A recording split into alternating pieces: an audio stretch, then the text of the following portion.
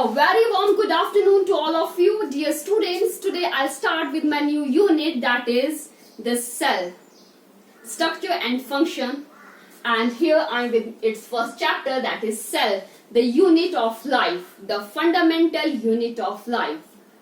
Okay, it is that unit of which all the organisms of this world have been formed. Understood?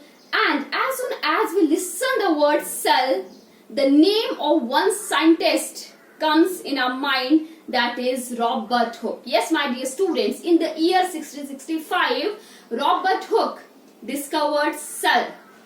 How?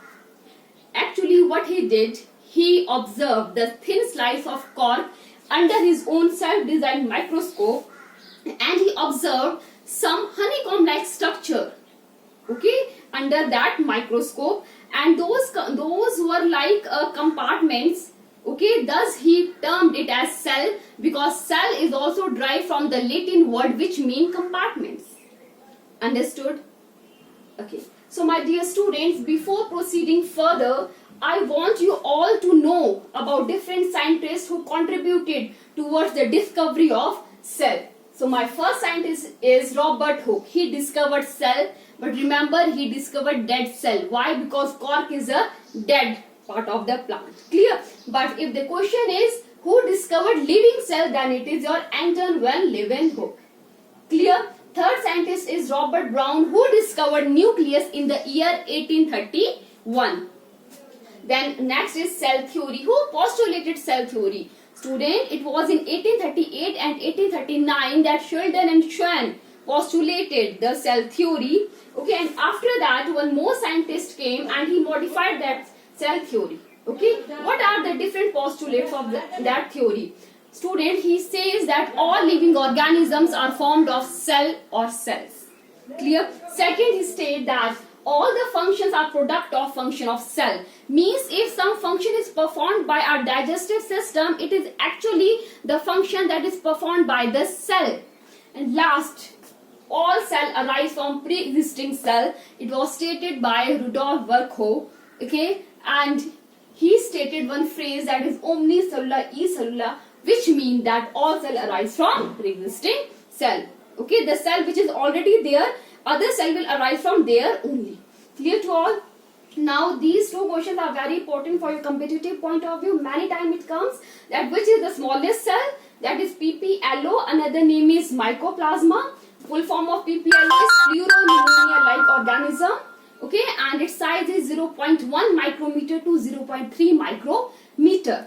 And dear student, it is a cell which is without cell wall. Okay, so if question comes that name the smallest cell without cell wall, then it is PPLO. But if the question is name the smallest cell with cell walls, then it is your bacteria.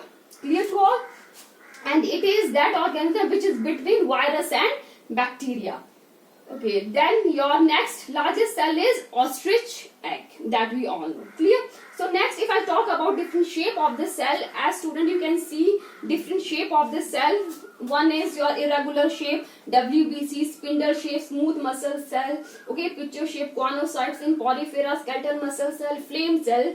Dear student, this is the excretory organ in your platyhelminth. Then about neuron, okay, goblet cell, about cuboidal cell, epidermal, RBC of mammals, frog, okay, guard cells of your dicot, kidney shape, and guard cell of your monocot is dumbbell shape. I hope so that you have idea about this, because about this we have studied in our 9th standard also. Next is your type of cell.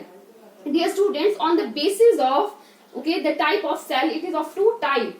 Prokaryotic cell and eukaryotic cell. Prokaryotic cell, pro means primitive, okay. Those organisms which have primitive nucleus is known as prokaryotic cell, okay. And eukaryotic, eu means true, advanced. Those organisms which have true nucleus are known as eukaryotic cell.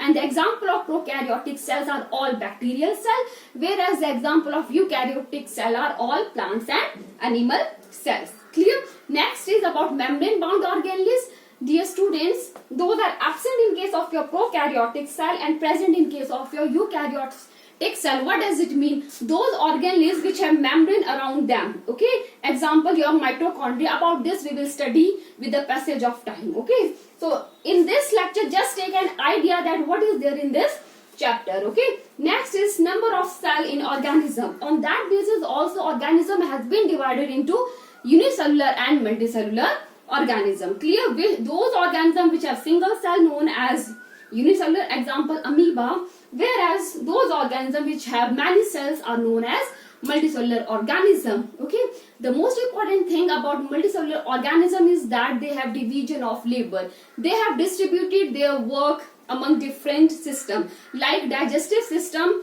have the work of digesting the food only. Okay, circulatory system have the work of circulating oxygen, carbon dioxide, food, nutrients only. Okay, they need not to worry that what digestive system is doing and what your excretory system is doing. So my dear student, I hope so that the thing is clear to you. In this we have studied about the term cell and different scientists who contributed in the discovery of the cell, and about smallest and largest cell. Then we have studied about different shape of the cell present inside human body. Okay, and then type of cell, that is prokaryotic and eukaryotic cell, very important. Okay, and then at last we have studied that organism also divided on the basis of number of cell, that is unicellular and multicellular. Thank you student, I hope so that you have enjoyed and learned that what I have taught you today. Thank you and have a nice day.